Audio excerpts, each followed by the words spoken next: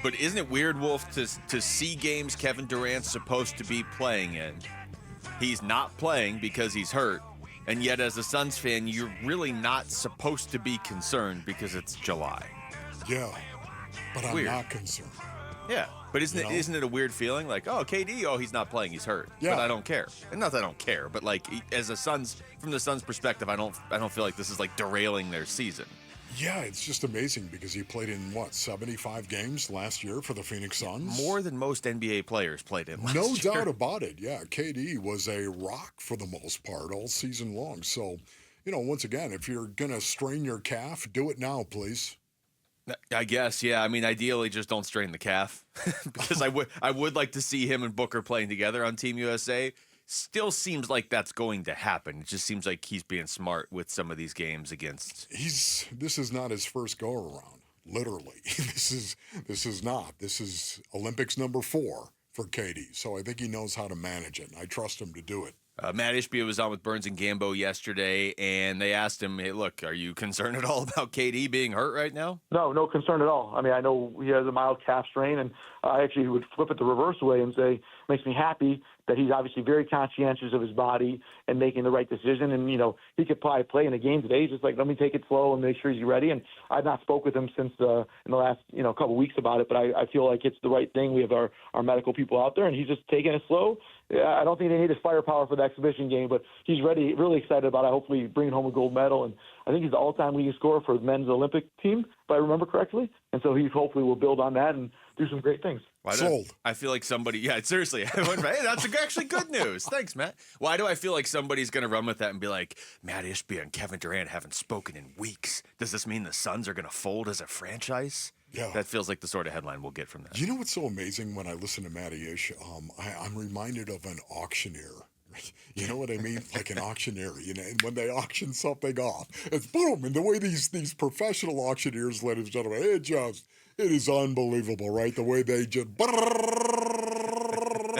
and they just whip the crowd into a frenzy and sold. It would have been great if at the end he's like, right here, 35, 40, 45. If he just threw that in there at the end. Matty Ish, when he answers a question, he does. He reminds me of an auctioneer, man. He also talked about Mike Budenholzer and that hiring. Yeah, I think our last coach was a very good basketball coach, and it fits in well and did some good things. But for our team, and it's not because of offense, defensive expertise, for our team, what we need is a great leader. And a great, like a CEO of a coach and someone that holds people accountable, that pushes people, that's a known winner throughout the league. He won in San Antonio. He competed at a high level in Atlanta. He won a championship in Milwaukee as the head coach. I think he's in a class above most coaches in the NBA, and so we're really lucky to have him. And I'm really excited to see him. Since he's been here in a short time, it's just the focus, the energy, the attention to detail is just at a level that is very, very impressive. I'll say it that way. And so we'll see how it shakes out. I think it's a big difference. And I think we have a good opportunity with the players we have and the couple additions we made in this coach to compete at the highest level. And, instead of winning 49 games, maybe we win 54, 53, 55, and put ourselves in a better position and go compete in the playoffs and have a better chance to hopefully win a championship. There he actually almost did sound like an auctioneer when he's like 49, 53, 54, 55. Yeah, just listening to him right there, too, it's so true. Frank Vogel, this is my question right now. We don't know, I don't know this, ladies and gentlemen, but did Frank Vogel have a leadership void? Okay, not only inside that locker room with the players, but also did he have a leadership void himself that he could not fill, that this team needs? Is that something they identified? Once again, whenever you bring around James Jones into this equation right now, the thing I love about James Jones is he's never forgotten what it was like to be a player. And I think that does influence him and a lot of the feelings that he has and the philosophies that he shares with the players as well. I think he remembers what it's like to be that guy. And I'm wondering if Frank Vogel did not have the leadership that this team needed. And, maybe that's one of the reasons why KD was at odds, at least reportedly, with Frank Vogel. There had to be something missing, whether it was whether it was an indictment on Frank Vogel or just it wasn't a great fit or whatever, because they can talk up Mike Budenholzer, and I don't think they're lying, but they also could have had him earlier. You know what I mean? They could have done the Mike Budenholzer thing earlier. So it doesn't mean it won't work. But you don't know unless you know. Yeah.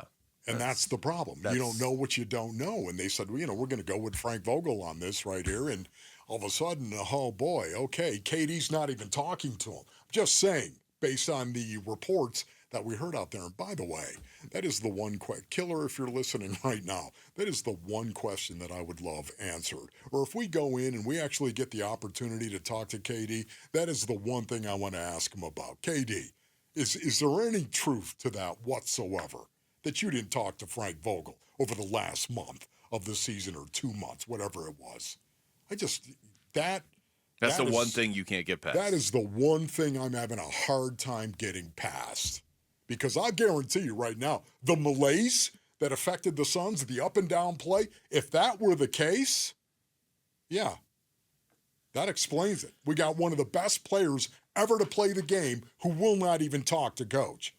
Now, again, that was just a report. Yeah, I was going to say, we haven't really heard that from anybody. I mean, I just, that might very well be true, but I'm wary of any reporting on Kevin Durant. That's why I'd like to ask him. Because I heard them talking about this on the morning show today, and I think it was Bick that said it actually. It's very spot on. Like, and I'm not trying to pick on Stephen A. Smith specifically, but this is the example. Like, he went out and he said he was reporting that Kevin Durant didn't want to be here. He was reporting that the Suns didn't want to be here. And he did this thing that's like this horrible habit we're forming in society where you can immediately say, before you even say anything, by the way, everybody else is lying. So if anybody refutes this, they're just lying. And for some reason, people are like, oh, I guess everybody else is lying. So he comes out with this story that isn't true. Yeah. And so as Bick was saying this morning, it's like, there's just no accountability for that. Like, he said that, and it's not like Stephen A's been like, hey, you know what? I trusted my source. My source was wrong on this one. Or things changed or whatever. He's just doubling down on he's not on. He's basically saying he's not on the Suns when he's on the Suns. Yeah. So it's hard for me to believe any national reports on Kevin Durant. But you remember when that came down. Yeah. That he didn't talk to Frank Vogel. Oh, yeah. You remember when the story came down. Man, if I were KD, boom, boom, boom, boom, boom, boom, I'd have been banging that thing out, right? Are you kidding me? That's bull. It would be nice if we could sit down and have that conversation again. Now again, everyone says, well, Wolf, what, he's going to react to everything somebody says? Yeah, on that one, if I'm a professional athlete, if I'm a man, I'm going to react to that one. You could pick and choose specific ones. I'm just telling you, if that's inaccurate, I'm reacting to that one, bro. If they let us back in there, are you going to try and take his phone again, though? Because that might get us. No, I'm not going to do that. All right, that's good. Maybe why the reason Kevin Durant can't answer some of these things is because Wolf still has his phone. That might be. I don't have his phone. Stop it. You tried. It's and there's video so evidence. Bad. All right. I still can feel it, though, when I picked it up. I can feel it. It was weird. How do you think I felt? I'm like, let's start this interview. Oh, Wolf's stealing Kevin Durant's phone. All right. Well, I guess I'll just keep asking my question. Thanks for watching Wolf and Luke. Tap to see more and click the button in the middle to subscribe to Arizona Sports.